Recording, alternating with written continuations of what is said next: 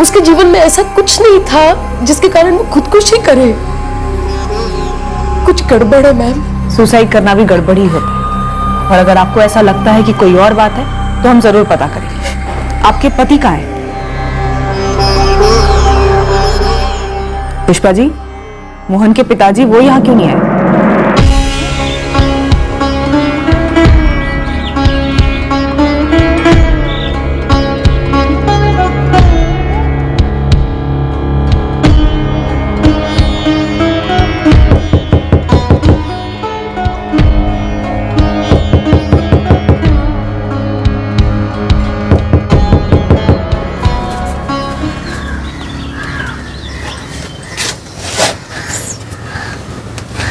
हाँ पुष्पा, हमारा बेटा मोहन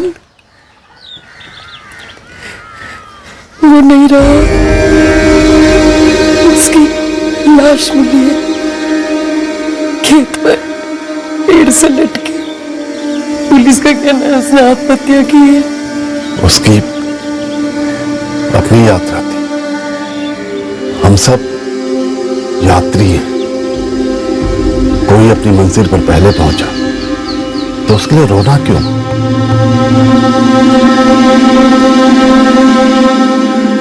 अल्कोहल बिल्कुल है ब्लड स्ट्रीम में, वो भी भारी मात्रा में, काफी भारी मात्रा। क्राइम सीन से 2 ग्लासेस मिले जिसमें शराब के ट्रेसेस थे, लेकिन कोई बोतल नहीं मिली। डॉक्टर, क्या आप ये सजेस्ट कर रहे हैं कि मोहन ने इतनी शराब पी रखी थी कि खुद गले में फंदा डालकर पेड़ पर चढ़कर सुसाइड कर पाना मुश्किल था? सवाल तो उठ रहे हैं इंस्पेक्टर, क्योंकि इतनी शराब पीने के बाद इतना मजबूत फांसी का फंदा बांधना, वो गांठ बांधना इतने सटीक तरीके से, वो भी परफेक्टली, और फिर परफेक्टली गले में डालकर पेड़ पर लटक जाना और परफेक्टली मर भी जाना। इतनी शराब पीने के बाद एक एवरेज इंसान 4 कदम सीधे चल भी नहीं सकता इंस्पेक्टर। तो वो शराब पी नहीं गई होगी, बल्कि पिलाई गई होगी। मुझे 2 ग्लासेस मिले, वो जरूर मोहन से कनेक्टेड होंगे। इसके साथ जरूर कोई रहा होगा। मोहन की मां दावे के साथ कह रही है कि मोहन के पास सुसाइड करने की कोई वजह नहीं थी। दाल में काफी कुछ काला। मोहन रात को खेत पर किसके साथ जा सकता था? मुझे पता नहीं मैडम, शायद राहुल को पता होगा। राहुल मोहन का दोस्त है? आपके पास नंबर है उसका? नहीं, मोहन का दोस्त नहीं, वो हमारा दूर का रिश्तेदार है। शायद मोहन के मोबाइल में आपको उसका नंबर मिल जाएगा। हमें अभी तक मोहन का फोन नहीं मिला है। वैसे हमने उसके कॉल रिकॉर्ड्स मंगवाए हैं। ये राहुल रहता कहाँ है? मुझे समझ में नहीं आ रहा मैडम कि मोहन ने ऐसा क्यों किया। पहले उसके पापा घर छोड़कर चले गए, फिर मोहन ने ये, बेचारी पुष्पा अकेली रह गई। देखो राहुल, 23 जुलाई की रात को मोहन खेत में अकेला नहीं था। हमें पूरा शक है कि वो किसी के साथ बैठ के पी रहा था, और हमें ये भी डाउट है कि ये सुसाइड नहीं है। मोहन किसके साथ था मैडम? वही मैं तुमसे पूछ रही हूँ। मोहन काफी करीब था तुम्हारे। आप मुझ पर शक कर रही हैं? मैं तुमसे पूछ रही हूँ क्योंकि तुम मोहन के सबसे करीब थे, तो शायद तुम्हें पता हो उस रात वो खेत में बैठ के किसके साथ पी रहा था। मैडम, मैं शराब टच तक नहीं करता, लेकिन हाँ, मोहन अक्सर अपने दोस्त विकास प्रसाद के साथ पीता था। सर कहीं और बैठकर पी रहे होंगे, फिर लास्ट पैक ग्लास में पकड़कर खेत पहुंचे हों और खाली बोतल पुरानी जगह ही छोड़ दी हो। या सर ऐसा भी हो सकता है कि वो लास्ट किसी बार में पी रहे हों और फिर वहां से पैक बनाकर सीधा खेत पे पहुंचे हों, इसलिए शायद आपको बोतल ना मिली। अमित, सलीम, केस का पोस्टमार्टम करना ये हमारा काम। तुम लोग आसपास के सारे ठेकों में पता करो कि 23 जुलाई की रात को मोहन किसके साथ बैठकर पी रहा, और बार्स में भी चेक करो। विकास प्रसाद तुम ही हो? जी जी मैडम। तुम्हारा दोस्त मोहन मर गया, तुम घर नहीं गए उसके? मैडम वो थोड़ा काम में बिजी था ना, मैं इसलिए टाइम नहीं निकाल पाया। 23 तारीख की रात को तो बड़ा टाइम निकाल पाई थी, उसके साथ बैठकर जमकर पी थी। चल उठा रस्सी और बता कैसे फंदा बनाया था। सर मैं उस रात मोहन के साथ था ही नहीं। बेटा रस्सी उठा, रस्सी उठा और बता कि कैसे फंदा बनाया, कैसे गांठ बांधी, कैसे अपने दोस्त को जिंदा पेड़ पर लटका दिया जो नशे में धुत था। सर आप कह रहे कि वो मेरा दोस्त था, तो मैं अपने दोस्त को कैसे मार सकता हूँ जान से? अक्सर गहरी दुश्मनियां गहरी दोस्ती से ही पैदा होती, और रंजिश की गांठ को फांसी का फंदा बनने में ज्यादा वक्त नहीं लगता। सर मेरी और मोहन की कोई रंजिश नहीं थी, हम तो बहुत पुराने दोस्त थे। तेरी मोहन के घर पे और हॉस्पिटल में गैर मौजूदगी इस बात का सबूत दे रही है। मैडम मैंने आपको पहले से ही कहा है, मैं उस रात काफी बिजी था। और नजरें क्यों चुरा रहे हो? मेरी आंखों में देखकर बोलो कि तुम उस दिन बिजी थे। पिछले 1 महीने से हम दोनों में अनबन चल रही थी। वो हम जानते हैं। दिनेश साहब, पहली बार पे चौका लगा है, सीधा उसी बार पे पहुंचा हूँ जहां मोहन का बैठना फिक्स था। किसके साथ बैठता था? अपने दोस्त विकास प्रसाद के साथ। लेकिन साहब कुछ दिनों से दोनों यहाँ दिखे नहीं थे और 23 जुलाई की रात को तो पक्का हुआ यहाँ नहीं आए थे। और क्यों बैठना बंद किया दोनों ने? ये तो साहब सलीम ने खुद निकाला है, वही बताएगा। हाँ दिनेश सर, ये विकास प्रसाद यही चौरीपुर में ऑटो स्पेयर पार्ट्स की दुकान चलाता है। अब इसको हाईवे से लग के दुकान लगानी थी। एक गाला भी देख रखा था इसने, जो कि इसके दोस्त मोहन जायसवाल का था, लेकिन मोहन ने वो किसी कमल विश्वकर्मा को दे रखा था किराए पे।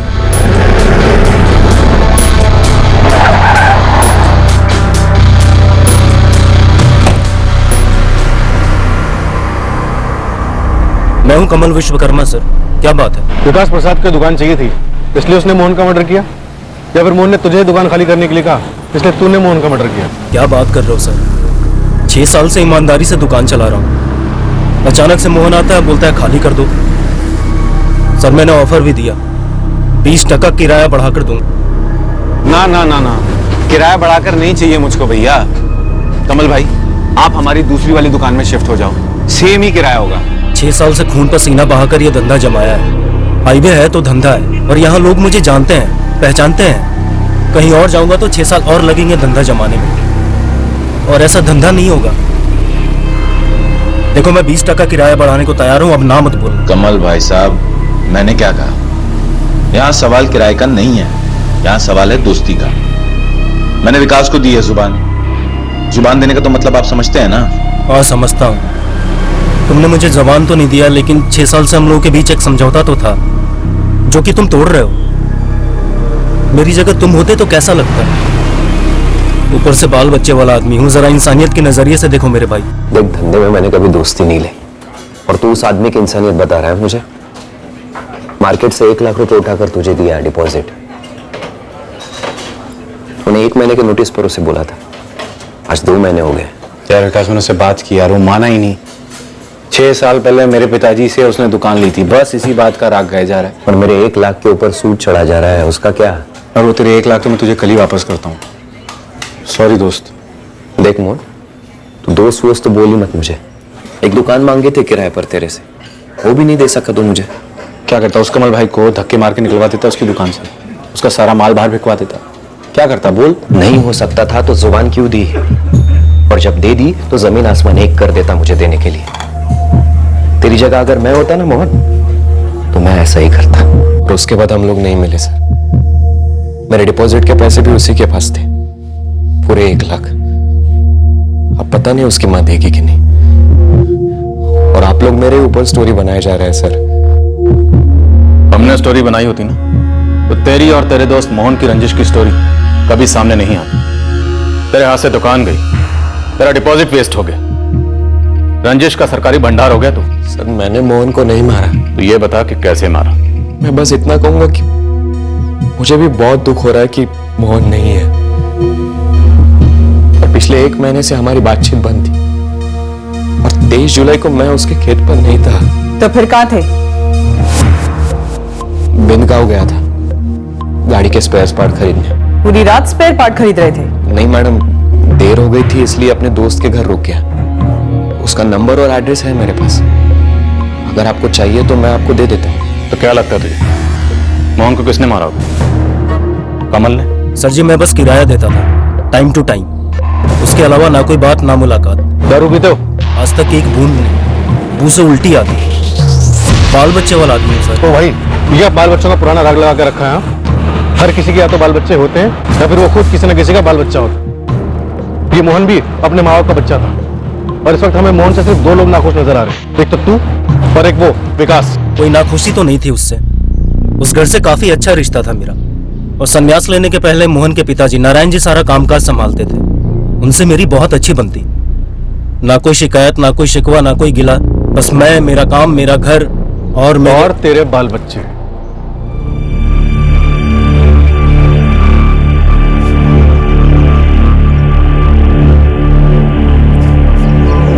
पुष्पा बहन, और इंतजार करना ठीक नहीं होगा।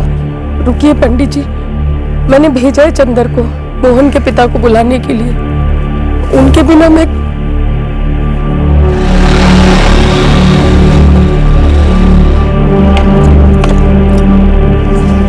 माँ जी, वो तो ध्यान ही नहीं तोड़ रहे हैं। एक पल के लिए आंखें खोली, फिर मुंह फेर लिया। नारायण काका, नारायण काका, काका चलिए ना, मोहन को अग्नि देनी है। चलिए ना काका। काका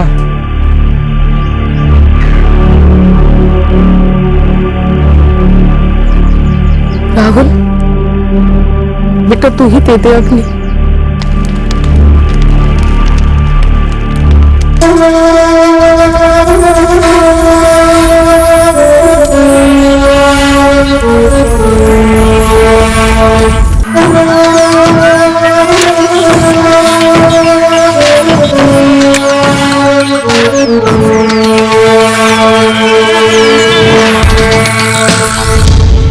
दिनेश सर विकास के फोटो के साथ घुमा, चौरीपुर से लेकर पाठक नगर तक, एक भी शराब की दुकान नहीं छोड़ी। लेकिन 23 की रात को विकास प्रसाद को किसी ने नहीं देखा। और ना ही सर मोहन जायसवाल को किसी ने देखा। तो फिर मोहन के खून में इतनी सारी शराब आई कहाँ से? जमीन से या आसमान से? सर कोई अलग ही एंगल हो। लेकिन अलग एंगल जमने के लिए जामन तो लेकर आओ। मोहन के बाप ने 5 साल पहले संन्यास लिया था, क्यों लिया था? तो उसका इस कांड से कोई लेना देना तो नहीं। माँ का एंगल देखो, कोई लड़की का एंगल हो सकता है। जाओ तुम लोग कूद पड़ो और अगली बारी खाली हाथ मत आना।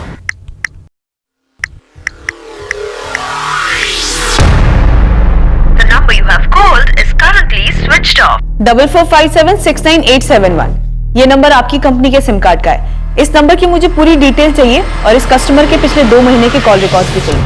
पुष्पा जी, आपके बेटे मोहन की जिससे लास्ट बात हुई थी वो नंबर ना विकास प्रसाद का है ना ही कमल विश्वकर्मा का है।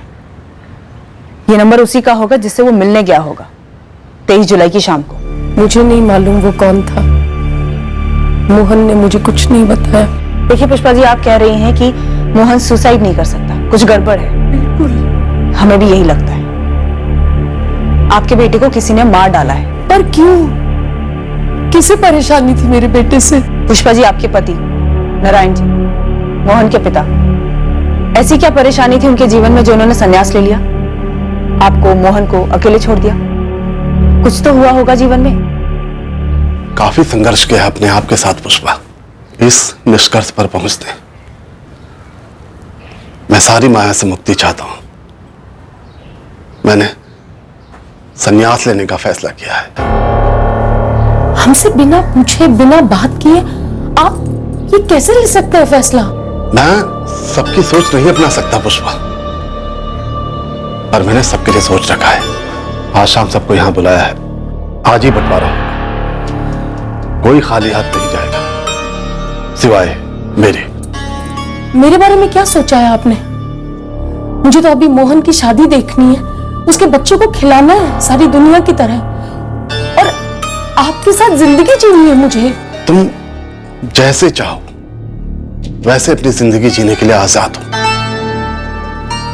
बस मेरे फैसले में कोई दखल मत देना तुम। देखिए, आपको जो भी संन्यास लेना ना वो आप ले लीजिए, पर घर छोड़ के मत जाइए, यहाँ रहिए ना हमारे साथ। ये साथ ही तो सबसे ज्यादा चुभता है पुष्पा। अब साथ सिर्फ नाथ के साथ है। वो तो मोहन को अग्नि देने भी नहीं आए।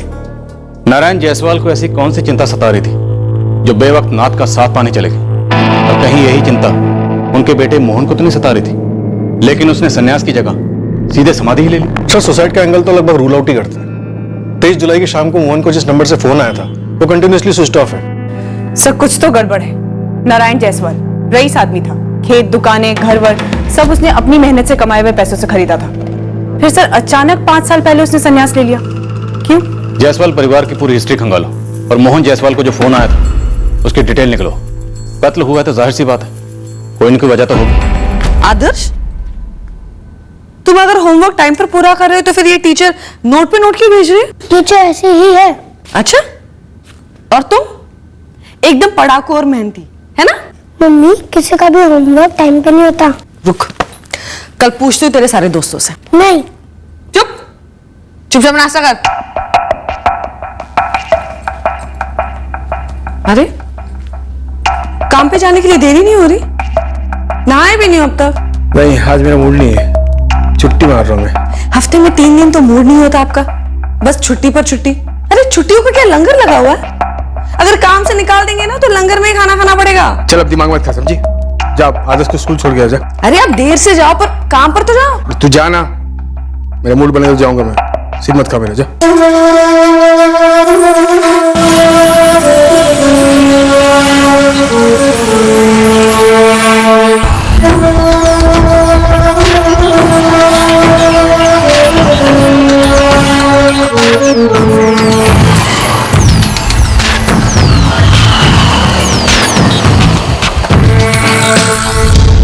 फोर 5769871। नहीं जी, मेरा मोबाइल नंबर नहीं है और मेरा नाम विवेक मिश्रा भी नहीं है। सर पूरे मोहल्ले में कोई भी विवेक मिश्रा नहीं मिला। और सर 18 जुलाई को ये नंबर 12 से खरीदा गया। उसके बाद इस सिम से सिर्फ एक कॉल किया गया 23 जुलाई को मोहन को। अच्छी खासी क्रिमिनल कॉन्स्पिरेसी नजर आ रही है, प्रोफेशनल। एक फर्जी सिम से सिर्फ एक ही कॉल किया गया। मोहन को जरूर लालच दिया गया होगा। हाँ भाई, बैठते हैं, बिल्कुल बैठते हैं। बोलो कहाँ मिलना है?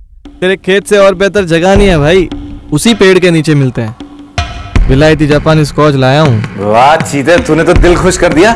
तलब लग गई है। अच्छा सुन, कुछ देर में मिलता है, ठीक है? देर न करना।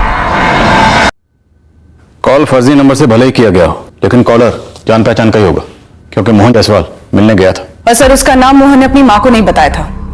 पीने जा रहा होगा, शायद बताना नहीं चाहता होगा। सबसे अहम बात यह है कि कई प्रॉपर्टीज और दुकानें थी इस मोहन जायसवाल के नाम पर। तो जाहिर सी बात है, फैमिली में किसी न किसी को तो जलन हुई होगी, और जलन से कत्ल का रास्ता अक्सर काफी छोटा होता है। पता करो ऐसा कौन है जिसे मोहन जायसवाल के जाने के बाद फायदा हुआ हो। सर जी, जानी दुश्मनी का भी कोई लीड तो नहीं मिला, लेकिन हाँ पूरी जायसवाल फैमिली की हिस्ट्री मिली है, वो भी चौंका देने वाली। चल चौंका दे। सर जी, शुरू कहाँ से करूँ समझ में नहीं आ रहा है। ये जायसवाल परिवार तो मतलब सुसाइड और एक्सीडेंट का पूरा पिटारा है, पिटारा।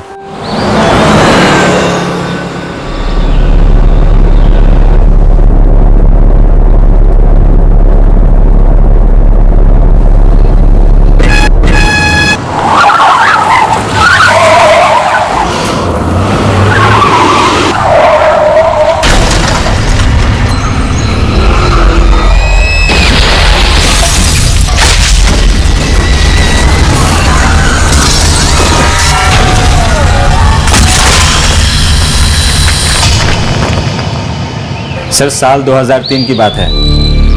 ये नारायण जायसवाल के बड़े भाई हरिनाथ जायसवाल और उसकी पत्नी मंजू जायसवाल दोनों एक्सीडेंट में मारे गए थे। तो एक्सीडेंट में कुछ गड़बड़ थी? बस एक्सीडेंट था, काफी सारे लोग अल्लाह को प्यारे हो गए थे। कुछ बीसेक पिटारे में हाथ डाल सलीम, कुछ काम का निकाल। सर बड़े भाई और भाभी की मौत से सुना है नारायण जायसवाल काफी हिल्स आ गया था।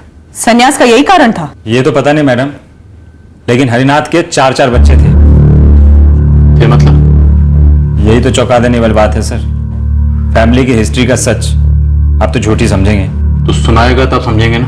हरिनाथ की बड़ी बेटी पूजा गुप्ता, उससे शुरू करता हूं।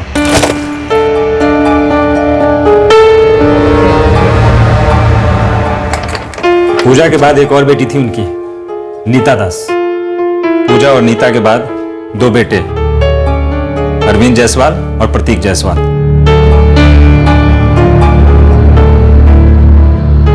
अब क्या हुआ इनका? पहले तो सुनिए नीता दास की स्टोरी।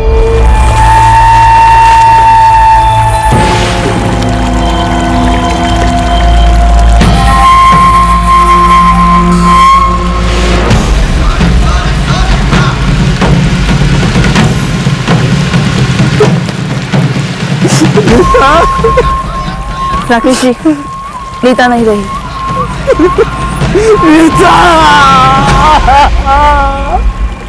नीता दास की लाश मिली भौरा तालाब में, चित्रापुर में। 2012 में? जी। और उसे सुसाइड माना गया? केस दर्ज हुआ था कहीं? सर चित्रापुर का केस था, आप लोग तो डिटेल्स आसानी से निकलवा सकते हैं। और सस्पेंस सुनिए, ये पहला और आखिरी वाकया नहीं था उस खानदान में। और भी? अरविंद जायसवाल, दोनों भाइयों में बड़ा और दोनों बहनों से छोटा, उसकी भी बॉडी मिली थी चित्रापुर के भौरा तालाब से 2014 में। नीता दास के मरने के ठीक 2 साल बाद।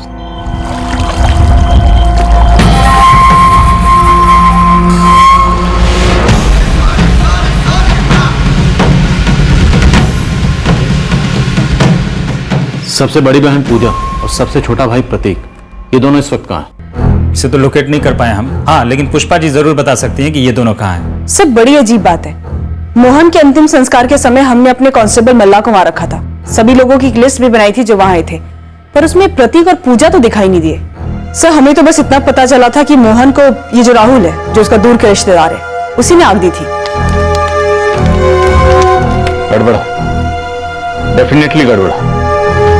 नैनान जायसवाल के भैया और भाभी एक्सीडेंट में मारे जाते हैं और उनकी मझली बेटी नीता और मझला बेटा अरविंद सुसाइड करते हैं। दोनों एक ही तालाब में डूबकर सुसाइड करते हैं 2 साल के अंतर में। पहले बहन, फिर भाई। और सर, अब इस मोहन के केस में भी लग रहा है सुसाइड है, पर आसार सारे मर्डर के नजर आ रहे हैं। तो शायद इस केस में भी पिछले दोनों केसेस की तरह सुसाइड दिखाने की कोशिश की गई, लेकिन एक्चुअली में मर्डर हो। चित्रापुर पुलिस स्टेशन से नीता दास और अरविंद जायसवाल, इन दोनों की 2012 और 2014 की फाइल निकलवा। साक्षी, सर, तुम हरिनाथ जायसवाल की सबसे बड़ी बेटी पूजा और सबसे छोटे बेटे प्रतीक, इन दोनों को ट्रैक करो। मैं जरा इस सन्यासी बाबा नारायण से भेंट करके आता हूं।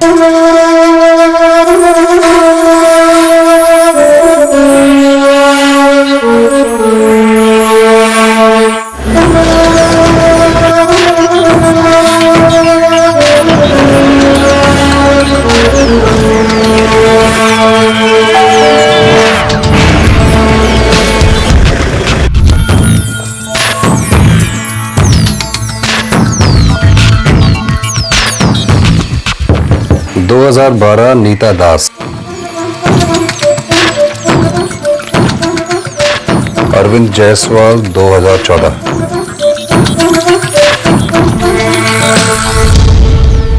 सर, दोनों केसेस क्लोज किए गए? हाँ, एक्सीडेंटल डेथ करार दिया गया और एडीआर भी फाइल हुआ। आगे कोई भी इन्वेस्टिगेशन नहीं हुई? किसी को कोई गड़बड़ नहीं नजर आई? भाई बहन 2 साल का गैप, एक ही जगह पे एक्सीडेंटल डेथ, ये तो टू मच हुआ ना सर? मैं एक्चुअली इस पोस्ट में 2015 से हूँ। मेरे आने से पहले एसएचओ रमेश चौबे यहाँ थे। ये दोनों केस वही दिख रहे थे। चौबे जी का नंबर है आपके पास? बिना पूछे मैं आपको क्या क्या बताती और क्यों। पुष्पा जी कमाल करती हैं आप। आपके परिवार में पहले 2 मौतें सुसाइड या एक्सीडेंट से हो चुकी हैं, और आप हर बार इसी बात पे जोर देती आई हैं कि मोहन सुसाइड नहीं कर सकता। तो क्या पुष्पा जी, आपको नीता और अरविंद के केस में भी यही लगता है कि उन्होंने सुसाइड नहीं किया है, उनका कत्ल किया गया है? देखिए, हमारा घर अनहोनियों का गढ़ है। जिस घर का आदमी जीवन के बीचों बीच संन्यास ले ले, उस घर के बारे में क्या कह सकते हैं। मेरे पति ने अरविंद और प्रतीक दोनों को अपना अपना हिस्सा दिया। नीता की शादी कराने में तो हमारा तेल निकल गया। पुष्पा जी, पहले नीता, फिर अरविंद और अब मोहन। हमें लगता है कि ये सारी मौतें मर्डर्स हैं जो कोई करवा रहा है। ये पूजा और प्रतीक कहाँ हैं? पूजा अपने पति कपिल के साथ गिरीश नगर में रहती है। नंबर और एड्रेस दीजिए। और प्रतीक का भी। आप नीता और अरविंद के देहांत की खबर तो निकाल पाई, पर प्रतीक के मौत की खबर नहीं निकाल पाई। प्रतीक 1 महीना पहले चल बसा है। क्या? जी। सुसाइड या एक्सीडेंट? एक्सीडेंट में मारा गया।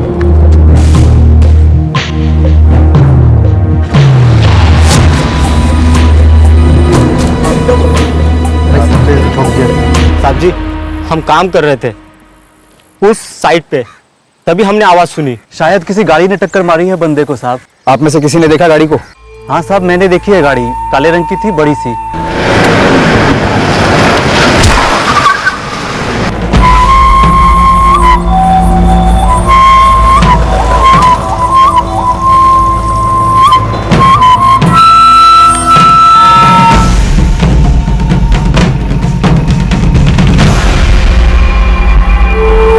प्रतीक चौरीपुर छोड़कर पाठक नगर चला गया था, ऐसा मैंने सुना।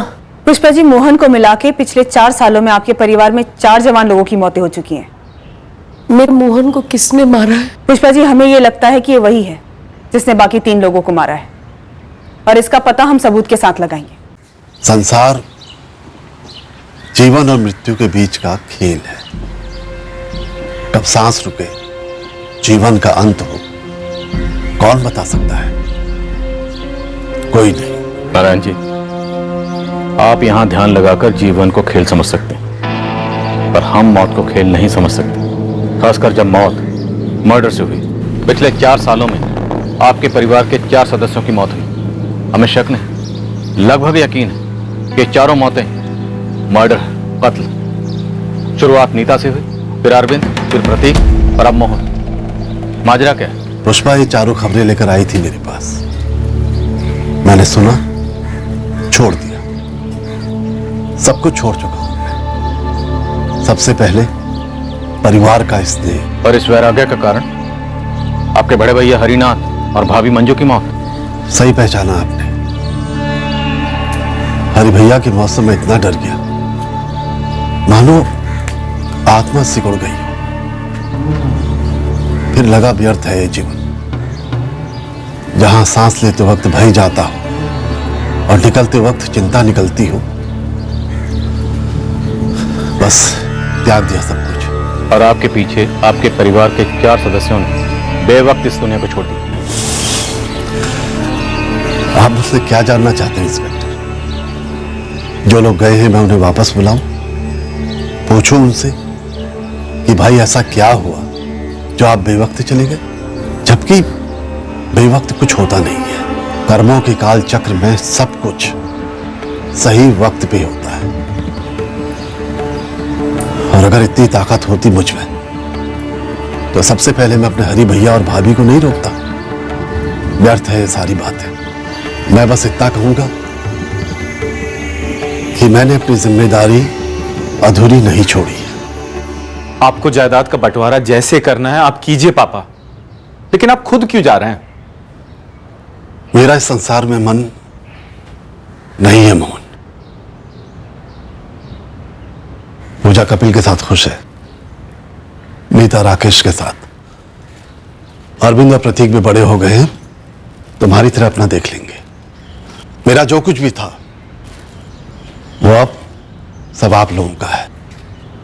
सबको उसका हिस्सा मिलेगा। मैंने अपनी समझ के अनुसार न्याय करने का प्रयास किया है। अब कहीं कोई 19-20 हो जाए तो मुझे क्षमा कर देना। अरविंद, प्रतीक, तुम्हारे पिता मेरे बड़े भाई, पिता समान बड़े भाई। उनका घर अब तुम दोनों का है। दोनों का बराबर का हक होगा। उनके खेतों की जमीन का एक हिस्सा नीता और पूजा को मिलेगा, बराबर 2 भाग। चाचा जी, हम सब साथ में यहाँ खुश हैं। आज आप ही हमें घर छोड़ के जाने को कह रहे हैं। शराब छोड़ दी तुम दोनों ने? अगर छोड़ दी कहोगे तो चुभेगा, क्योंकि तुम्हारी सांसें सच बोल रही हैं। तुम दोनों अपनी मर्जी के मालिक रहे हो और नशे के गुलाम। खैर, मैं नसीहत देने वाला कौन होता हूं। सिर्फ एक बात कहूंगा, हरि भैया ने बड़ी मेहनत और वक्त लगाकर उस घर को बनाया है। उसे नशे में डुबो मत देना। पापा, ये सब अभी करना जरूरी है क्या? आप कैसे रहेंगे हम सबके बिना? वहां क्या करेंगे अकेले? ये मेरा पथ है, मेरा निर्णय है। हम में से हर कोई दूसरे के चुने हुए पथ पर बाधा नहीं बन सकता। चलता हूं। मेरी दुनिया अब मेरे भीतर है। मैं अधिकतम वहीं रहता हूं। कभी कभार तो बाहर की दुनिया में आते हैं ना। मजबूरी है शरीर की, आना पड़ता है। जैसे कि अब आ ही गए हैं तो ये बता दीजिए कि आपको किसी पर शक है या कोई ऐसी बात जो आप हमें बताना चाहते हैं? जी नहीं। परिवार में कोई दुश्मनी, जर जोरू जमीन का कोई झगड़ा, आपके हरिनाथ भैया की किसी से कोई दुश्मनी? हरि भैया की सबसे बड़ी दुश्मनी तकदीर से थी, जिसने इतनी बेरहमी से उन्हें और भाभी को बेवक्त छीन लिया। और उस सब के बाद एक ही बात समझ में आई, सब माया। हाँ दिनेश, ये दोनों केसेस नीता दास और अरविंद जायसवाल दोनों मैंने ही फाइल किए थे, और दोनों ही केसेस में एक पॉइंट तक कोशिश की गई कोई नया एंगल ढूंढने की, पर ऐसा कुछ भी सामने नहीं आया। रमेश जी, भाई बहन 2 साल के अंतर में एक ही तालाब में मरे पाए जाते हैं। नीता की रिपोर्ट में लिखा है एक्सीडेंटल डेथ, क्योंकि नीता को स्विमिंग नहीं आती थी। और 2 साल बाद अरविंद की रिपोर्ट में भी लिखा है एक्सीडेंटल डेथ, क्योंकि उसने बहुत पी रखी थी। पोस्टमार्टम रिपोर्ट्स अटैच है दिनेश, यही फाइंडिंग थी हमारी। बस इत्तेफाक था कि दोनों भाई बहन एक्सीडेंटली एक ही जगह पर मर गए। इत्तेफाक हैट्रिक मार गया। खबर मिली आपको? नहीं तो। नीता और अरविंद का छोटा भाई प्रतीक जायसवाल 1 महीने पहले एक एक्सीडेंट में मारा गया। ओह। हमारा करंट केस है इन तीनों का चचेरा भाई मोहन जायसवाल। नशे में धुत उसकी लाश एक पेड़ से लटकी हुई मिली। सुसाइड रूल आउट हुआ है। एक्सीडेंट तो कंसीडर भी नहीं कर सकते। अब ऑप्शन बचा मर्डर। देखो दिनेश, उस वक्त नीता दास और अरविंद जायसवाल के केस में जो प्राइमा फेसी थी और जो इन्वेस्टिगेशंस हुई, हर एंगल से एक्सीडेंटल डेथ का ही केस बनता था और वही रिकॉर्ड और वही फाइल हुई। लेकिन हाँ, अब इस नई जानकारी की रोशनी में जरूर हो सकता है कि इन दोनों केसेस में हमसे कुछ छूट गया हो या कुछ चूक गया हो। हाँ, अजीब तो है कि इस प्रतीक जायसवाल की बॉडी में भी काफी अल्कोहल कंटेंट था। बैक ऑफ द हेड और बैक ऑफ द लेग्स पर गहरा हैमरेज है। काफी क्लियर है कि कार ने पीछे से उड़ा दिया।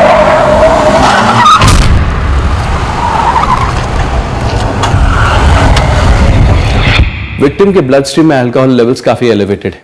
ये प्रिज्यूम किया जा सकता है कि विक्टिम ने नहीं देखा कि वो कहां चल रहा है और गाड़ी के सामने आ गया, या गाड़ी आउट ऑफ कंट्रोल होगी और इसे उड़ा दिया। अल्कोहल सिर्फ एक इत्तेफाक हो सकता है, पर ये हिट एंड रन का केस जरूर लगता है। साइट पर काम कर रहे मजदूरों ने एक ब्लैक एसयूवी की बात की थी। हमने काफी खोजा पर कुछ हाथ नहीं लगा। सर, ये प्रतीक जायसवाल तो चौरीपुर छोड़ चुका था ना, फिर आपको उसका यहाँ चौरीपुर का एड्रेस कैसे मिला? उसके ड्राइविंग लाइसेंस पर चौरीपुर का एड्रेस था, तो हम वहां गए। जब हम वहां गए तो पता चला कि वहां कोई गणेश पांडे रह रहा है।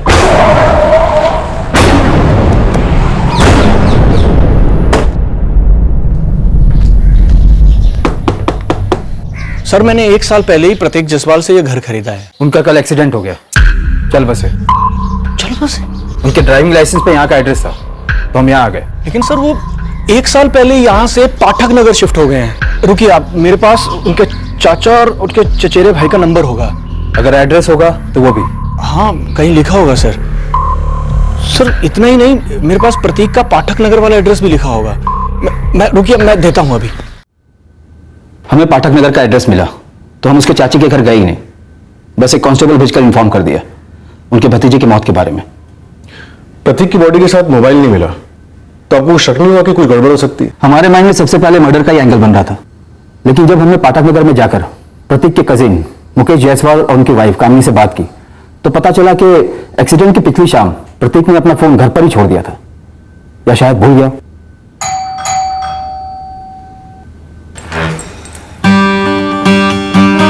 जी, ये प्रतीक जायसवाल यहीं रहता था?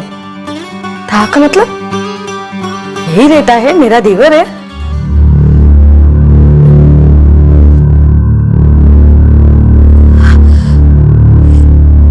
कैसे? कहाँ हुआ ये? पंचनगर के पास हाईवे पर हिट एंड रन केस है। अभी हम गाड़ी ढूंढ रहे हैं। पर ये बताइए, परसों रात से प्रतीक गायब है, कल एक्सीडेंट हुआ, आपने इसे एक बार भी कॉल नहीं किया और मैं पुलिस में कंप्लेंट दर्ज करवाई। मैंने फोन किया था सर, लेकिन प्रतीक अपना फोन घर पर ही भूल गया था। और सर, रही बात परसों घर ना आने की, तो प्रतीक हर तीसरे दिन ऐसे ही करता था। किसी को भी बिना बताए चला जाता था। कहाँ जाता था, क्या करता था, किसी को भी नहीं पता था। काफी शराब पी रखी थी इसने। लत थी, भयंकर लत। ये मुकेश जायसवाल प्रतीक की बुआ का लड़का है। और प्रतीक यहाँ चौरीपुर से जाके उनके साथ पाठक नगर में रह रहा था। ऐसा ही बताया था मुकेश और कामनी ने। गाड़ी पे कोई प्रोग्रेस? Black SUV? अभी तक नहीं।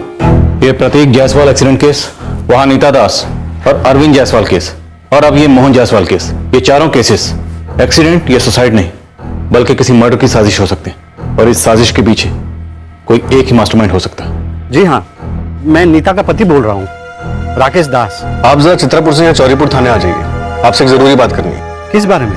आपकी पत्नी नीता की डेथ के बारे में। समझे सर कि हम एक ही परिवार से हैं, पर नीता, अरविंद, प्रतीक और मोहन की मौत से हमारा और पूजा का दूर दूर तक कोई ताल्लुक नहीं है। अरे हम तो उनके साथ तक नहीं रहते। देखिए कपिल जी, डरिए मत, हम आप पे कोई उंगली नहीं उठा रहे, सिर्फ कुछ रूटीन सवाल पूछने हैं। प्लीज आ जाइए। क्या बात है?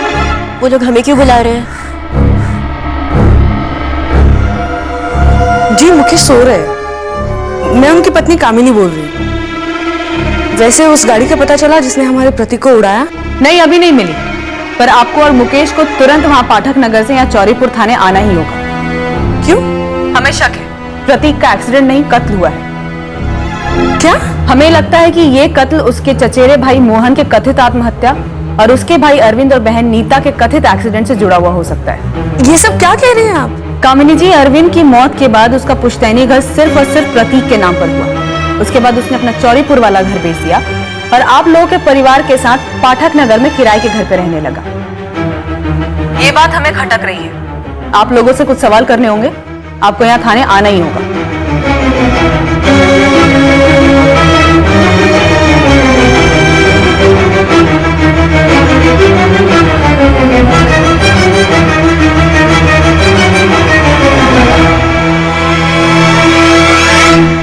हमें पूरा शक था कि चारों डेथ्स कनेक्टेड हैं। अब हमारे शक को यकीन में बदलने के लिए जरूरत थी कि हम इन चारों केसेस की गहराई तक जाएं और इन्हें आपस में जोड़ने वाली कड़ियों को ढूंढ निकालें।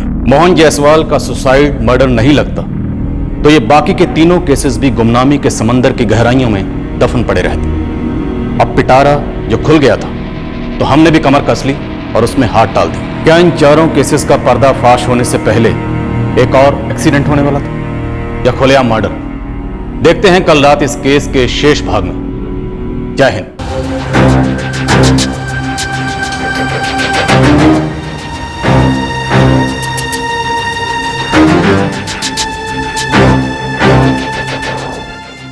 अब इन चौड़ीपुर वालों को क्या पूछना है? ये वही जाने। अब बुलाया तो जाना पड़ेगा। प्रतीक ने तुम्हें कुछ बताया था? कहाँ जा रहा है, किसके साथ जा रहा है? नहीं, उसने मुझे कुछ नहीं बताया था और मुझे जितना मालूम था वो मैंने बता दिया था। अब ये चौरीपुर थाने वाले कह रहे कि फिर से पूछेंगे। नीता के माँ बाप तो बहुत पहले ही गुजर चुके हैं, 2003 में। हाँ, उनको याद करके वो कभी कभी रो लेती थी, लेकिन उसके अलावा उसको कोई बड़ी परेशानी नहीं थी। राकेश, तुमने अपनी स्टेटमेंट में कहा है कि नीता अक्सर भौरा तालाब के पास अकेले घूमने के लिए जाती थी, जहां वो एक दिन अचानक डूब के मर गई। जी हाँ साहब। क्यों जाती थी नीता वहां? मुझे भी नहीं मालूम। मैं जिला परिषद में नौकरी करता हूँ। जब भी मैं दफ्तर में होता हूँ वो मेरे पीछे टहलने को चली जाती थी। उसको टहलने का शौक था।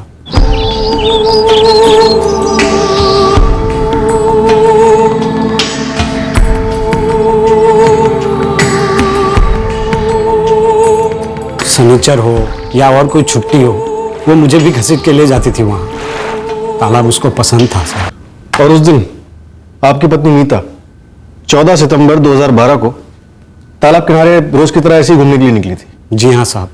जब मैं शाम को घर लौटा तो दरवाजे पे ताला लगा हुआ था।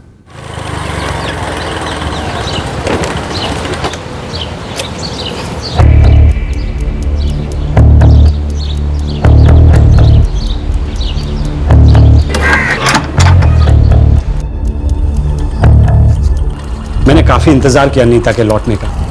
जब फोन भी नहीं लगा तो मैं उसे गांव के गलियों में ढूंढने लग गया। फिर मुझे बहुत चिंता होने लगी। मुझसे रहा नहीं गया, मैं सीधा थाने आ गया। एक्चुअली राकेश ने हमें खुद बताया था कि उसकी पत्नी को अकेले टहलने का शौक था और वो अक्सर भौरा तालाब के किनारे बैठा करती थी। आप उसी रात गए थे तालाब पर देखने? जी नहीं, अगले दिन सुबह एक गांव वाले ने उसकी लाश पानी में तैरते हुए देखी। मौत फेफड़ों में पानी भरने से हुई है, जो नॉर्मली डूबने पर होता है। इनके पति कह रहे हैं कि तैरना नहीं जानती थी नीता दास। हो सकता है कि पैर फिसल के गिर गए हो तालाब में। सितंबर होने के कारण काफी बारिश हुई थी, तालाब भरा हुआ था। पर रमेश जी, था तो तालाब ही ना, कोई नदी या समंदर तो था नहीं कि पानी का बहाव खींचकर किसी को अंदर ले जाए। और नीता दास तैरना नहीं जानती थी। अब जो इंसान तैरना ना जानता हो वो पानी के अंदर इतनी गहराई तक क्यों जाएगा कि डूब जाए?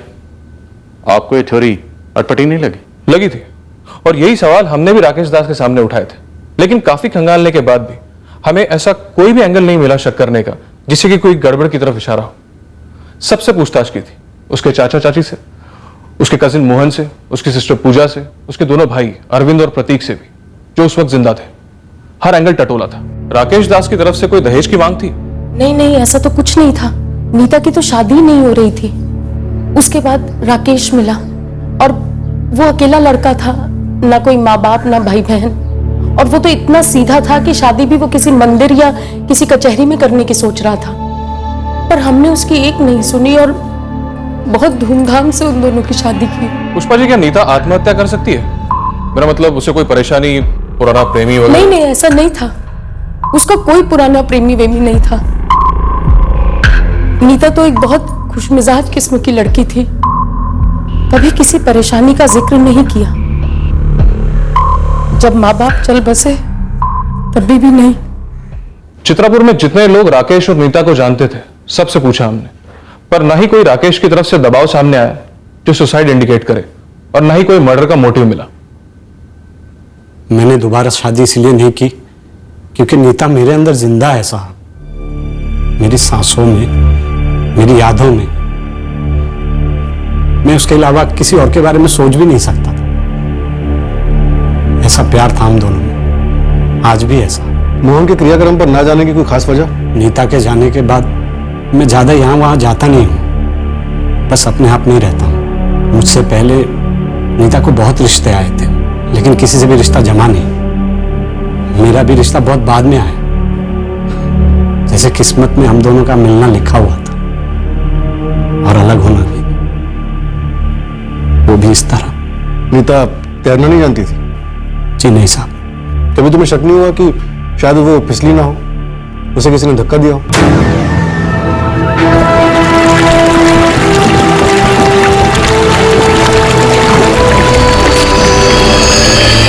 लेकिन कौन कर सकता है ऐसा? वही जिसे नीता की मौत से फायदा होने वाला था, फिर अरविंद की मौत से, फिर प्रतीक की मौत से, और आखिर में मोहन की मौत से।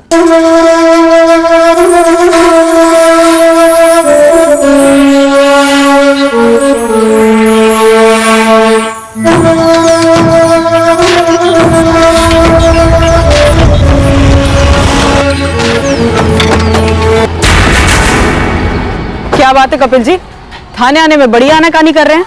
क्यों है मैडम जी, जब इस सबसे हमारा कोई लेना देना ही नहीं है। नीता से लेकर मोहन, ये सभी जिस परिवार से जुड़े हुए थे उसी परिवार से आप भी हैं। इन चारों की मौत से इनके हिस्से की जायदाद किसको जाती? आपको? नहीं नहीं, आप ये गलत सोच रही हैं। चाचा जी ने सब में जायदाद बराबर से बांट दी थी, हमें इसमें से कुछ नहीं मिलता। और अरविंद और प्रतीक ने तो लगभग सारा पैसा पीने में ही उड़ा दिया था। गुस्सा था आपको कि सारी जायदाद सबको बराबर मिली, काबिलियत और जरूरत के हिसाब से नहीं। ये जुमले आप हम पर उठा रहे हैं, ये जवाब है आपके सवाल का कि हम दोनों मोहन के अंतिम संस्कार में क्यों शामिल नहीं हुए। एक एक करके जायसवाल परिवार के सभी वारिसों की मौतें हुई हैं कपिल जी, पर आपको कुछ नहीं हुआ पूजा जी? वही तो, इसी बात का तो डर लगा हुआ है हमें कि पता नहीं अगला नंबर कहीं मेरा या इनका ना हो। आप नहीं समझ सकती कि हम पर क्या बीत रही है। ऊपर से वो अरविंद और नीता एक ही तालाब में। धीरज जी, इत्तेफाक तो नहीं हो सकता, ये हमें भी लगा था, क्योंकि जब अरविंद की बॉडी मिली तो मर्डर का एंगल ही सामने आया था। इनके फेफड़ों में भी पानी भर गया था, फर्क सिर्फ इतना है कि अरविंद जायसवाल नशे में था। अरविंद पियक्कर तो था ही, लेकिन डॉक्टर, दोनों भाई बहन एक ही तालाब में और दोनों की फिसलकर एक्सीडेंटल डेथ, ये कुछ जमा नहीं। थोड़ा अटपटा तो है, पर कोई और एंगल का सुराग है आपके पास? सर ये क्या कह रहे हैं आप? प्रतीक, फिर से पूछ रहा हूं, जिस तरह तूने अरविंद को डुबाकर मार डाला, वैसे ही नीता को मारा था ना?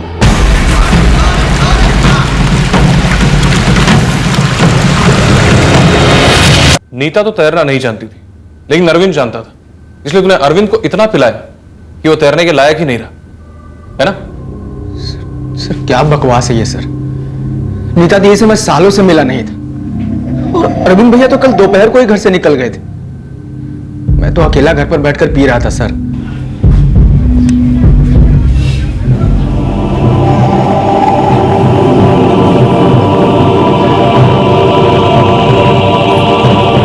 अरविंद अकेला आता है साहब अपना माल लेने को, कल भी आया था, पूरा खंबा लेके गया।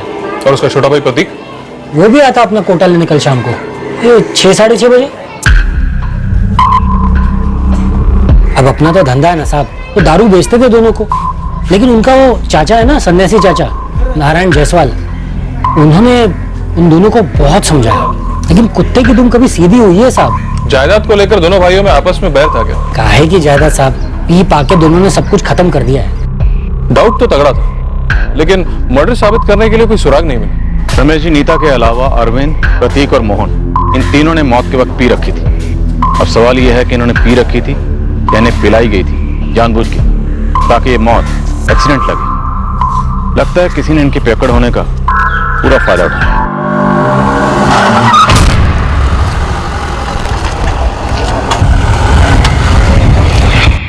ऐसा लग रहा है जैसे कोई शराब पीछा कर रहा है जायसवाल परिवार का। आप ही सोचिए ना, प्रतीक चौरीपुर से पाठक नगर चला गया, लेकिन फिर भी मौत ने उसका पीछा नहीं छोड़ा। और जब प्रतीक की मौत की खबर आई तो हमारे हाथ पैर ठंडे पड़ गए। और फिर मोहन। प्रतीक पाठक नगर शिफ्ट हो गया उस मुकेश और कामिनी के साथ। क्यों? ये तो हमें नहीं मालूम मैडम जी। वैसे भी वो अरविंद की संगति में प्रतीक सारा दिन शराब के नशे में ही डूबा रहता था। प्रतीक किसके साथ पीता था? अकेले ही पीता था सर। क्यों जी? हाँ साहब, और वैसे उसने हमको कभी बताया भी नहीं कि किसके साथ पीता था। या वो यहाँ चौरीपुर से अपना मकान बेच के आप लोगों के साथ क्यों आके रहने लगा? दरअसल वो हमारे साथ रहने नहीं आया था, हम ही उसके साथ रहने लगे थे।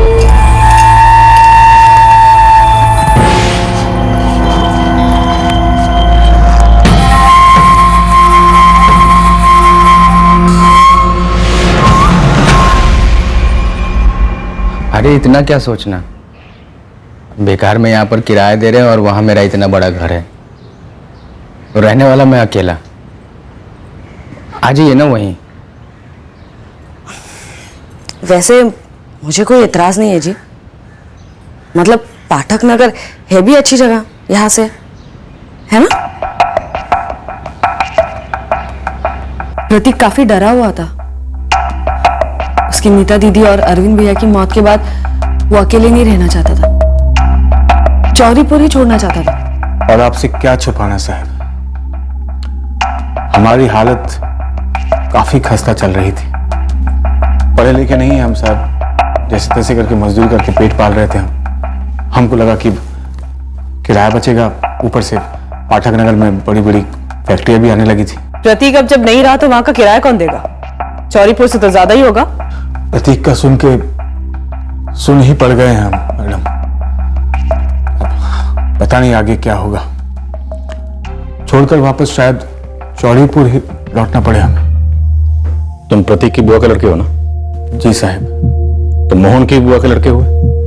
जी सर। करीब का रिश्ता है, फिर भी ना तो मोहन को कंधा देने आए और ना ही उसकी मां पुष्पा का शोक बांटने आए।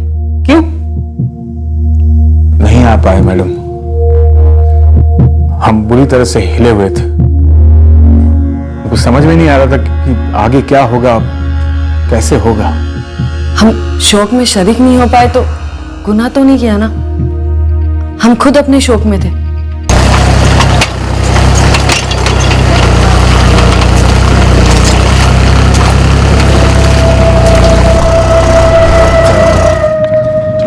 सलाम सर। प्रतीक ने अपनी बाकी सारी जमीन शराब में गवा दी, बस एक टुकड़ा बचा है। 20,000 आ जाते थे इससे महीने के। जो अब या कपिल और पूजा को जाएंगे या फिर राकेश दास को, नीता के पति को? जी साहब, अरविंद और प्रतीक को मारकर ये खेत पूजा और कपिल के हो सकते हैं, लेकिन नीता को मारकर इन्हें क्या मिला? सब कुछ तो राकेश दास को गया, और मोहन के बाद उसका हिस्सा उसके माँ पुष्पा को जाएगा। सर 23 जुलाई को जिस फर्जी नंबर से मोहन को विवेक मिश्रा के नाम से फोन आया था, उस वेंडर को ट्रेस किया, खूब कूटा पर कुछ निकला नहीं।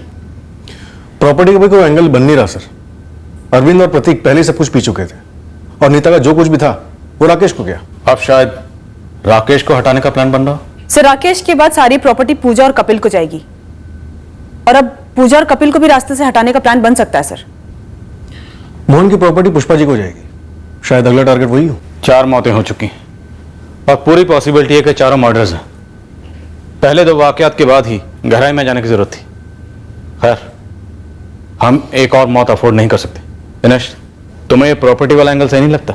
सर जो ग्राउंड रियलिटी है उससे तो नहीं लगता। तो जो भी ग्राउंड रियलिटी है उससे टटोलो, क्योंकि मेरा इंट्यूशन कहता है कि किसी ने जिंदगी और मौत के बीच का खेल शुरू किया है, और यह खेल बीच में ही रुका है। पर यह खेल कातिल नहीं जीत सकता, क्योंकि इस खेल को हमें जीतना है।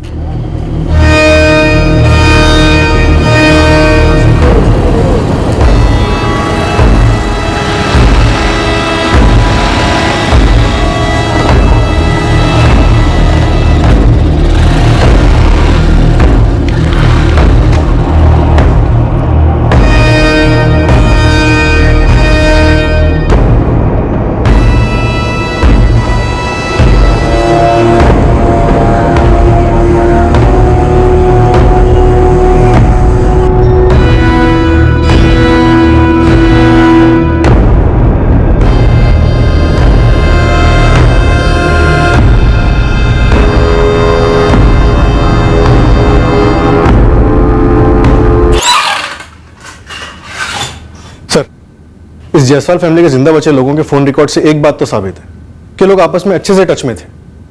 पूजा और कपिल राकेश के साथ और राकेश कामिनी के साथ इन लोगों की अक्सर बातें होती थी। सर ये सभी एक ही परिवार के हैं, तो आपस में टच में रहना कोई बहुत ज्यादा शक करने वाली बात तो है नहीं। पर सर एक बात तो है जो खटक रही है। क्या साक्षी? सर 24 जुलाई के बाद, यानी कि मोहन के मर्डर के बाद इन सबकी आपस में एक बार भी बात नहीं हुई है। इंटरेस्टिंग। आगे? सर राकेश कामिनी और मोहन के साथ एक नंबर रेगुलर टच में रहता था। किसका है नंबर? राहुल जायसवाल का, इनका दूर का रिश्तेदार है। मोहन को अग्नि इसी ने दी थी। 24 जुलाई के बाद कोई भी रिश्तेदार टच में नहीं रहा और इनमें से कोई भी मोहन जायसवाल के फ्यूनरल में शामिल नहीं हुआ। क्यों? क्योंकि सर शायद ये हमारी नजर में नहीं आना चाहते हो। सर मुझे ये लगता है कि अगर हमने मोहन के केस को मर्डर केस नहीं माना होता तो शायद ये जो पहले 3 मौतें हुई हैं ये हमारी नजर में नहीं आती। सर पहले इन्वेस्टिगेशन में नीता, अरविंद और प्रतीक की मौत एक्सीडेंट या सुसाइड रिपोर्ट किए गए थे, लेकिन एक बात का फर्क है सर, नीता और अरविंद के केसेस में कोई भी आई विटनेस नहीं थे, जबकि प्रतीक के केस में थे साइट पर काम करने वाले मजदूर। नॉट एग्जैक्टली दिनेश, हो सकता है कातिल ने बड़ी चालाकी से यहां भी कत्ल को एक्सीडेंट का लिबास पहना दिया। मैंने प्रतीक की डेथ फाइल देखी, उन मजदूरों ने ब्लैक एसयूवी को जाते हुए देखा, एक्सीडेंट के वक्त नहीं।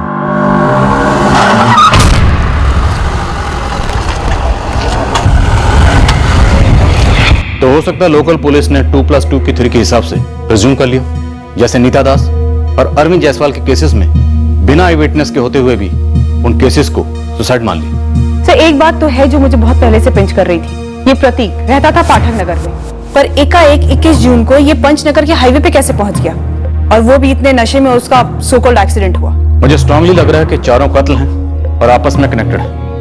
जरूर 4 साल पहले ऐसा कुछ हुआ जिसके चलते सबसे पहले नीता को रास्ते से हटाया गया। ये जिंदगी और मौत का खेल 4 साल पहले शुरू हुआ होगा। पहली कठपुतली तभी नचाई गई होगी।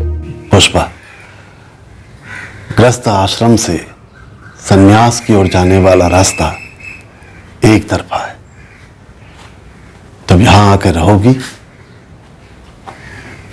तो संसार के चक्रव्यूह का भंवर फिर से बनेगा। मोहन के जाने के बाद ये अकेलापन मुझे खाए जा रहा है। मैं जीऊं तो किसके लिए जीऊं? ये सारे सवालों का जवाब हर इंसान को अकेले ही सुलझाना होता है। मैं तुम्हारी कोई मदद नहीं कर सकता। मेरी जिंदगी का वो अध्याय अब खत्म हो चुका है। किस मिट्टी के बने हैं आप?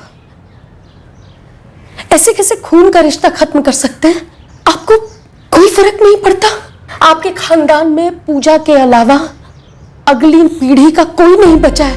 कोई आता नहीं है, कोई जाता नहीं है। सभी कर्मों के चक्रव्यूह में एक पायदान से दूसरे पायदान आगे या पीछे बढ़ते हैं। सभी की अपनी यात्रा है। अब उसमें दुखी होकर तुम अपना अकेलापन और बढ़ाओगी। तो क्या मैं भी जान दे दूं? डूब कर मर जाऊं या लटक जाऊं? आवेश में आकर कड़वी बातें कर रही हो। ध्यान लगाया करो। अपने अंदर भीतर चली जाओ। तुम्हें जिंदगी का मकसद समझ में आ जाएगा। ये सारे मोह माया के धागे काट कर तुम भी मुक्ति के मार्ग पर आगे बढ़ सकती हो। जीवन भर की कठपुतली बने रहना इंसानी शक्ति का अपमान है पुष्पा।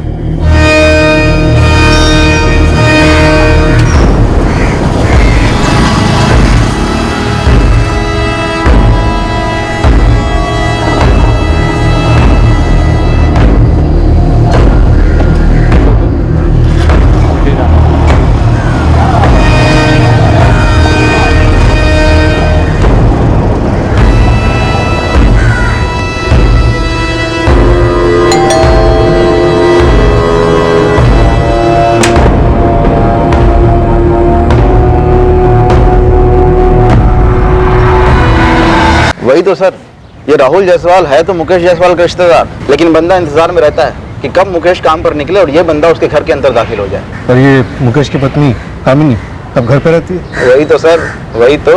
बच्चा भी तो है। बच्चे को स्कूल छोड़ने जाती है और जाने से पहले इशारा करती है इस राहुल को, इशारा करते ही राहुल घर के अंदर। कई बार तो घंटों बाहर फील्डिंग करता रहता है।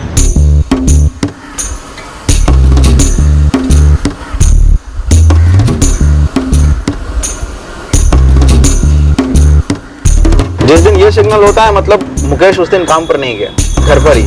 तो राहुल उस दिन कामिनी घर नहीं जाता, उल्टे पैर वापस लौट जाता। बड़ी शिद्दत वाला आशिक लगता है। वही तो सर।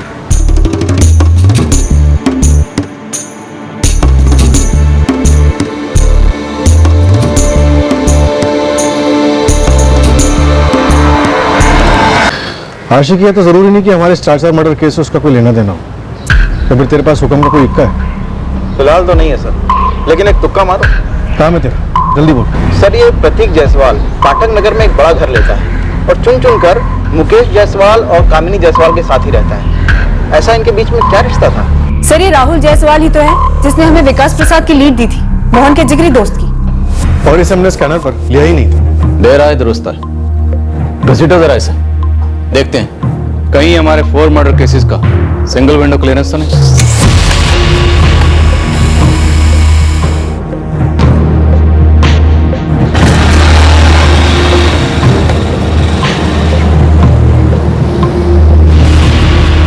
देख सलीम, बड़े बाबू के नाक के नीचे से पेपर निकलवाना मतलब जिंदगी और मौत का सवाल है। ओ जय बाबू, 4 मौतें हुई हैं, केस कोयले पर है। अरे यार उसे मुझे क्या लेना देना? अगर तुम्हारे चक्कर में मेरी नौकरी चलेगी तो मैं तो मर जाऊंगा। कम से कम 3 दिन लगेंगे। 3 दिन लगेंगे पूरे पेपर निकलवाने में। चल दिए, लेकिन सारे कागजात चाहिए, सारे के सारे। Yes sir. ये राहुल पूजा, कपिल, मुकेश, कामिनी, प्रतीक और मोहन इन सबसे रेगुलर टच में था। क्यों, आपको कुछ खटकने वाली बात मिली क्या? 21 जून को प्रतीक जायसवाल आखिरी बार जिंदा देखा गया था। और उसी दिन उसका सो कॉल्ड एक्सीडेंट भी हुआ। और उसी सुबह 8 बजे राहुल ने किसी धामी ट्रेवल्स के लैंडलाइन पे कॉल किया था, पाठक नगर की एक ट्रैवलिंग एजेंसी। सर कहीं वो ब्लैक एसयूवी? करेक्ट, खटकने वाला हूं।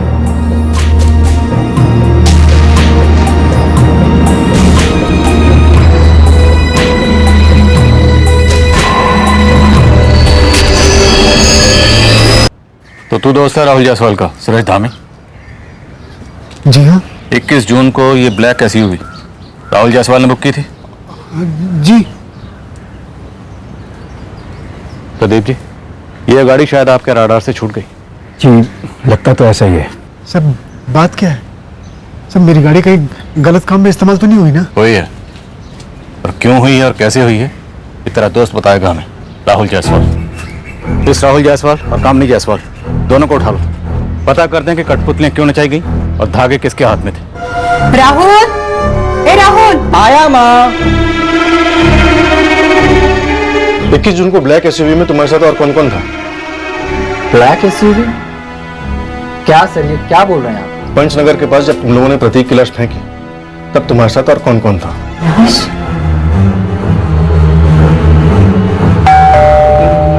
जी, आदर्श स्कूल में है ना? हाँ। लेकिन क्या हुआ? वो ठीक तो है ना? बिल्कुल ठीक है आदर्श। मुकेश से कहना वो उसे स्कूल से लेके आए, क्योंकि हम तुझे लेने आए हैं। मुझे? लेकिन क्यों? ये तुझे भी पता है क्यों, और मुकेश को भी पता है क्यों। मुकेश से कहना कि हमारे आदमियों ने उसकी साइड पे नजर रखी हुई है, तो आदर्श के साथ भागने की कोशिश तो कतई ना करे, वरना जेल में उसकी टांगें तोड़ दी जाएंगी। तुम्हारी गर्लफ्रेंड कामिनी सब कुछ कबूल कर चुकी है। उसने कबूल किया है कि प्रतीक के मर्डर में वो शामिल थी। मर्डर, एक्सीडेंट नहीं। अगर तू चाहता है कि तेरे हाथ पैर सलामत रहे, सब कुछ सच सच बक दे। झूठ बोल रहा है राहुल। तो तू सच बोल, रोका किसने है? बोल, तूने मारा प्रतीक को या राहुल ने? मैं प्रतीक को क्यों मारूंगी? राहुल क्यों मारेगा? वो आप उससे पूछिए ना। मतलब राहुल ने मारा है ना? हमारे कांस्टेबल है राम सिंह, सस्पेंडेड है। जानते हो सस्पेंड क्यों हुआ? उसने एक मुजरिम के ये जो दोनों कान होते हैं वो उखाड़ दिए थे। मुकदमा अभी भी चल रहा है सर। उसे कभी कभी यहाँ बुला लेते हैं तो जैसों की मालिश करने के लिए। राहुल, तेरा पर्दा गिर गया है। बोल। सर मैं अकेले नहीं था सर, मैं अकेले नहीं था सर। वो हम जानते हैं, कामिनी थी तेरे साथ। सर और भी थे। कौन कौन? मैं, कामिनी, राकेश और कपिल भी साथ थे। क्या बात? पूरी फैमिली ब्लैक एसयूवी पर पिकनिक मनाने निकली थी। चल अब जल्दी से वजह बता।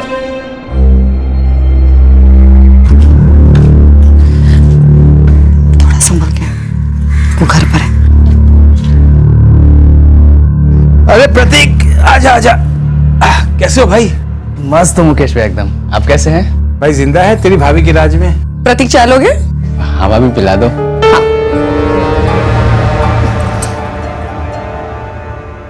अब पति है मेरा, उसे उसी के घर में आने से रोक तो नहीं सकती ना। काम वाम छूट गया है क्या उसका? आधे से ज्यादा वक्त तो घर में ही पड़ा रहता है। पूछो मत, अपनी मूड का मालिक है वो। एक काम करें, अगर हम लोग एक साथ एक ही घर में रहे तो। बढ़िया, लेकिन वो यहाँ चौरीपुर में नहीं हो सकता। तो प्रतीक का खुद का घर बेचना और पाठक नगर में एक बड़ा घर लेना, ये सब तेरा आइडिया था ना? नहीं, उसी का था। तरसता था मेरे लिए। और राहुल, वो भी तरसता था? हाँ, वो भी। सिर्फ मेरा पति नहीं तरसता था, सालों साल मुझे तरसाए रखता था। हर औरत को हर किस्म का सुख मिलना चाहिए। अबे ओ, हर औरत की बच्ची, ये अपना फालतू का ज्ञान ना अपने पास रख और मुद्दे की बात कर। ये राहुल और प्रतीक तेरे पे पैसा उड़ाते थे ना? आप मुझे वेश्या साबित करना चाहती है? वेश्या काम करती है, अपना पेट पालती है और अपने परिवार का पेट पालती है, खून नहीं करती वो। मैंने खून नहीं किया है। वैसे ये राकेश और कपिल, ये भी तेरी तरस मंडली के मेंबर थे? मैंने कहा ना आपसे, दुनिया पागल थी मेरे पीछे, सिवाय मेरे पागल पति के।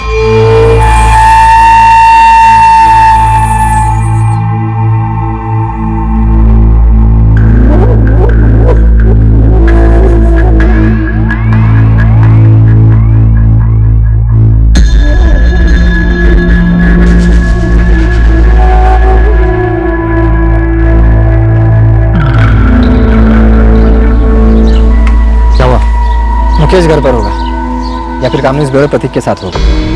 ये प्रतीक ना कुछ ज्यादा ही मुंह मार रहा है। हाँ यार, जब जाओ साला वहीं बैठा रहता है। ऐसा एक बार भी नहीं हुआ जब हम लोग वहाँ गए हों तो भाई साहब उठकर दूसरे कमरे में चले जाएं या घर से बाहर चले जाएं। यार अपना अच्छा चल रहा था यार, मिल बांट के। ये बेवड़ा प्रतीक कहाँ से आ गया है? बावला हो गया कामिनी के पीछे। शादी वादी करना चाहता है क्या? अब मुझे क्या मालूम, मैं तो उससे कुछ बोल भी नहीं सकता। मेरा दूर का रिश्तेदार जो है, और तुम्हारा तो साला है ना। प्रतीक, जैसे तू रिश्तेदार है ना, वैसे वो भी रिश्तेदार है। लल्लू मत समझ मुझे कामिनी, जब देखो तब ये दोनों धमक जाते हैं यहाँ। चौरीपुर में भी आते होंगे, है ना? मेरे पीठ पीछे तेरा इन दोनों के साथ भी चल रहा है, क्यों? बड़ा गुस्सा आ रहा? इतना हक तो मेरा पति भी नहीं जता था।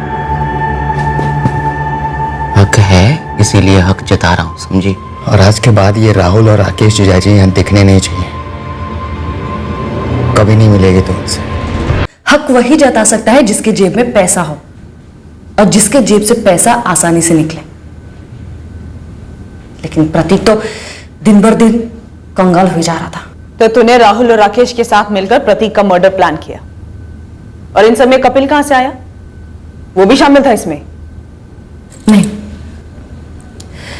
मैं कपिल के साथ नहीं सोती थी, उसे राकेश साथ लाया था।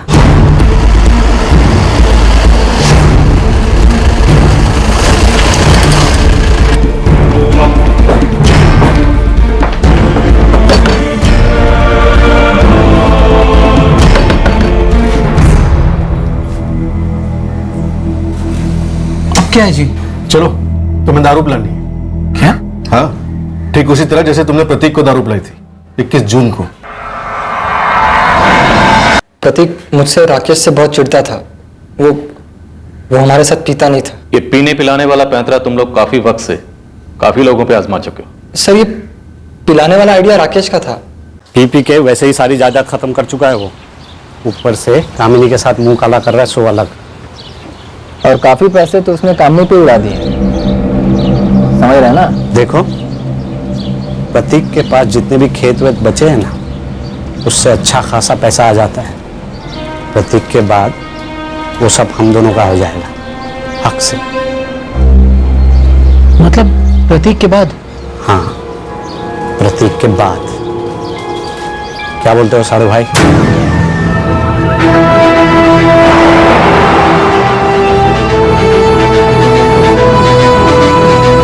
गाड़ी मैंने किराए पर ली थी और प्रतीक से मिलने कपिल गया था।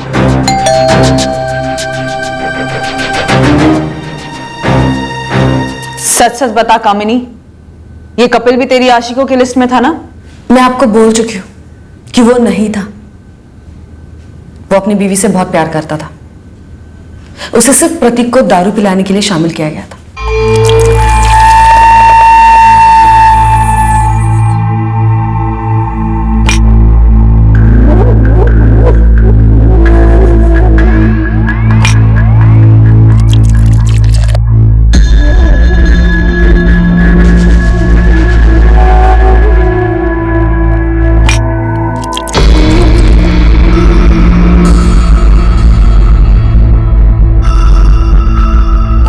कामनी ने हमें पहले ही बता कर रखा था कि 21 जून को मुकेश जल्दी काम पर जाने वाला है। फिर कहाँ मारा प्रतीक को? श्यामबाग के पीछे। और प्रतीक को वहां लाए कैसे? प्रतीक की कपिल से अच्छी जमती थी, तो कपिल प्रतीक को पिला विला कर वहां घुमाने के बहाने लेकर के आया था और कामिनी भी साथ में थी। कपिल जीजू, आप तो कह रहे थे किसी अच्छे से बार में बैठेंगे। देखना प्रतीक, बाहर कितनी मस्त हवा चल रही है, मौसम कितना बढ़िया, नशा और भी चढ़ेगा। चलना उधर। हाँ, ये बात तो है।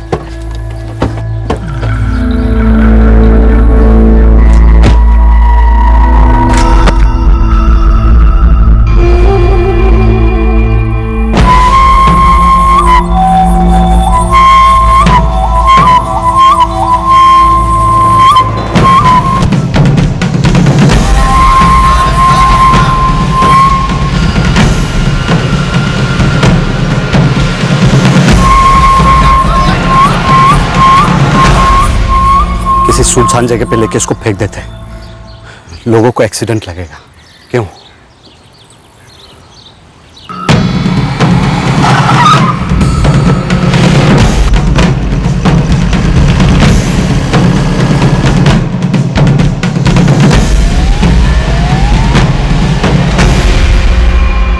मोहन जायसवाल, उसे क्यों मारा? वो भी शामिल था इस सब में?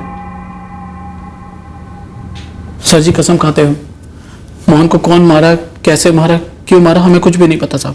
तुझे भी नहीं पता राकेश? सच बोल रहा हूँ साहब, मुझे भी नहीं पता। अशोक, वो नई वाली लाल मिर्च मंगवाई थी ना, वो लेकर आओ।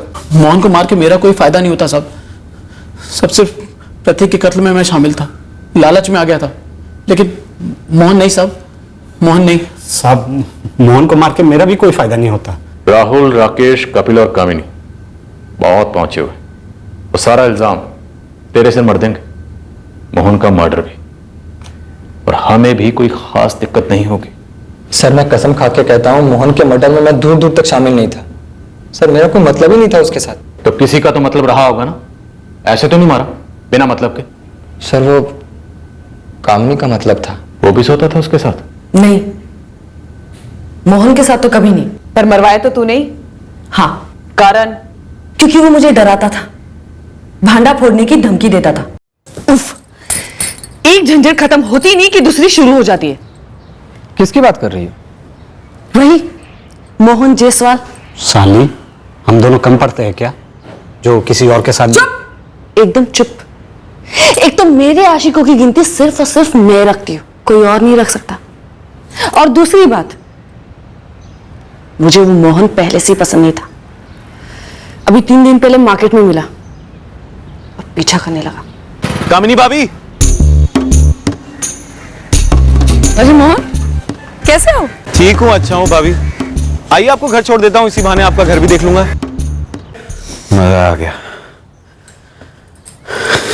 सो जब मुकेश घर पे ना हो, मुझे फोन करके बुला लिया करो।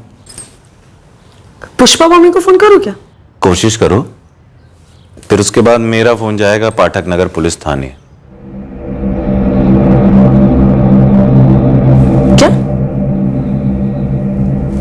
क्या किया मैंने? क्या किया है तुमने?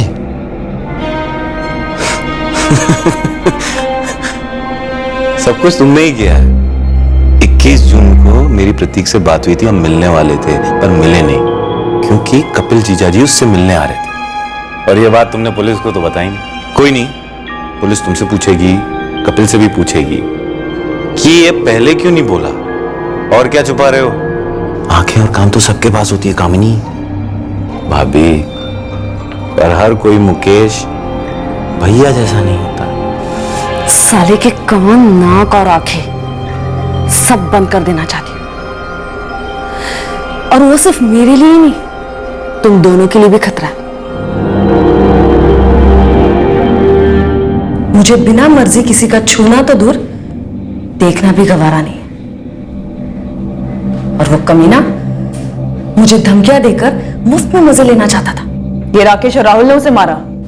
मैं नहीं जानती कि किसने क्या किया, बस खबर मिली कि वो मर गया। और सच कहती हूं, सुकून मिला। हाँ भाई, बैठते हैं, बिल्कुल बैठते हैं। बोलो कहाँ मिलना है? तेरे खेत से बेहतर जगह नहीं है भाई, उसी पेड़ के नीचे मिलते हैं।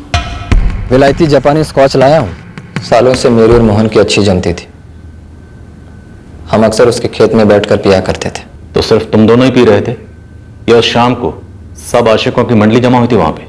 सिर्फ हम दोनों ही थे, राकेश बाद में आया था।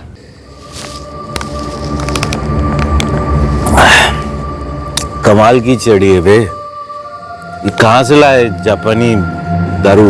मेरा एक दोस्त लाया एयरपोर्ट से। ये ले, एक और घूंट मार। बस बस बस बस बस बस, बस। Cheers।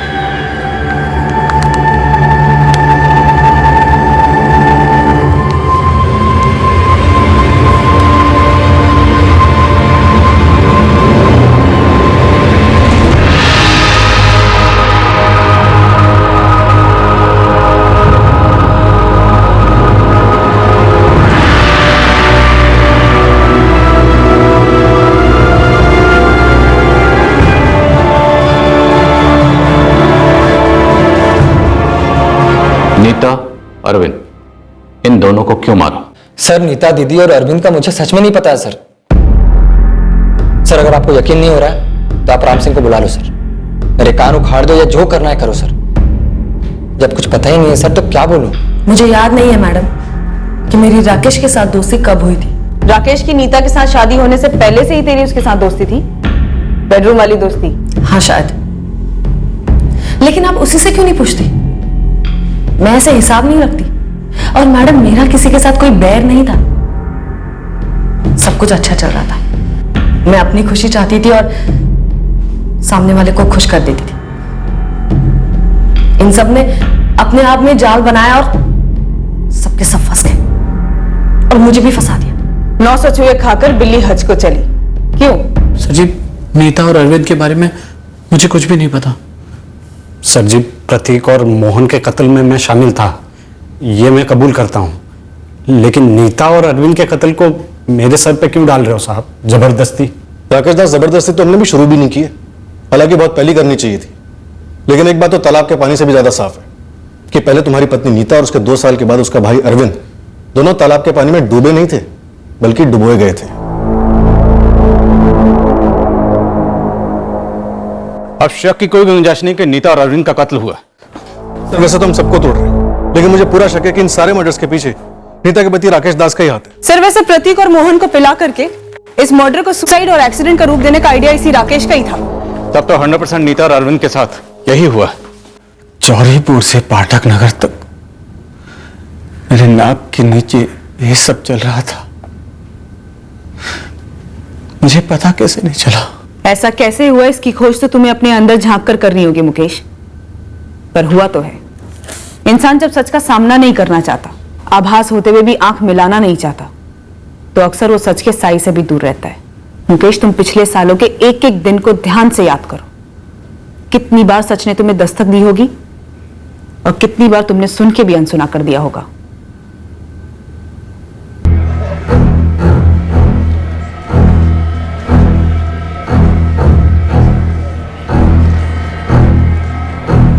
बड़े तिग्रम के बाद ये कागजात हाथ लगाए सर। इस कमीने राकेश दास ने नीता से शादी करने के एक हफ्ते बाद ही उसका 25 लाख का बीमा करवाया था 2010 में। और उसके बाद उसने पूरे 2 साल इंतजार किए और फिर अपनी बीवी को मार डाला। हाँ मैम, क्लोजर रिपोर्ट के लिए पीछे पड़ा था चित्रापुर थाने में। इंश्योरेंस उड़ा ली गया शाह ने। सर, इस राकेश पर हमारा डाउट तभी जाना चाहिए था। कोई बात नहीं, 4 साल की कसर एक ही बार में पूरी करें। सॉलिड धुलाई करो इसकी। इससे नीता का सच उगल हुआ, अरविंद का तो अपने आप बोल देगा। बोनस।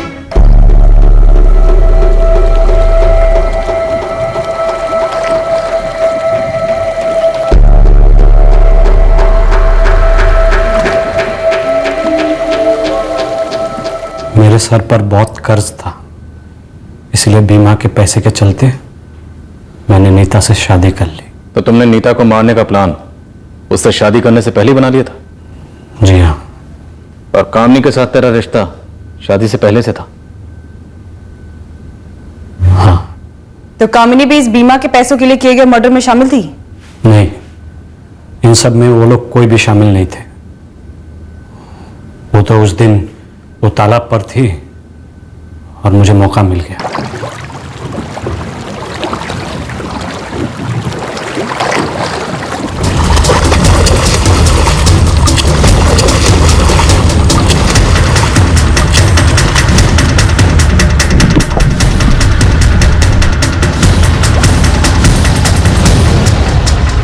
नीता का भाई अरविंद को पता चल गया था कि मुझे बीमा के पैसे मिल चुके। वो मुझे ब्लैकमेल करने लग गया। मैंने उसको पैसे दिए थे, लेकिन उसको 50% चाहिए था, इसीलिए मैंने उसका भी। तूने उसे भी मार डाला? हाँ, मार डाला उसको भी। उस दिन भी तालाब किनारे कोई नहीं था।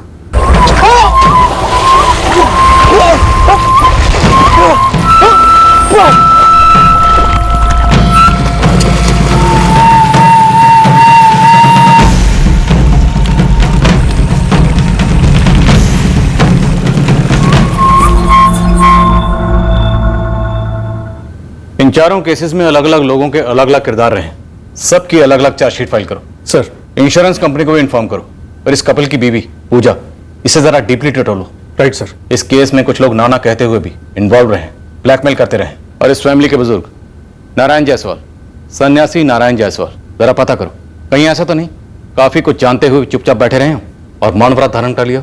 सर, वो तो अपनी दुनिया में रहते हैं। लेकिन अगर जुर्म के बारे में जानने के बावजूद चुपचाप बैठे रहे हो तो हमारी दुनिया में उसे भी जुर्म ही माना जाता। हमारे परिवार के सारे बच्चे इतना भयंकर खेल खेल रहे थे, सबकी जिंदगी दांव पर लग गई। क्या आप जानते थे? नहीं पुष्पा, मुझे नहीं मालूम था कि ये इतने भयंकर चक्रव्यूह में फंस रही है। एक बात बताऊं, ये बात उन लोगों को भी पता नहीं थी कि वे क्या कर रहे हैं, क्या होने वाला इस खेल का अंजाम। बिल्कुल नहीं जानते।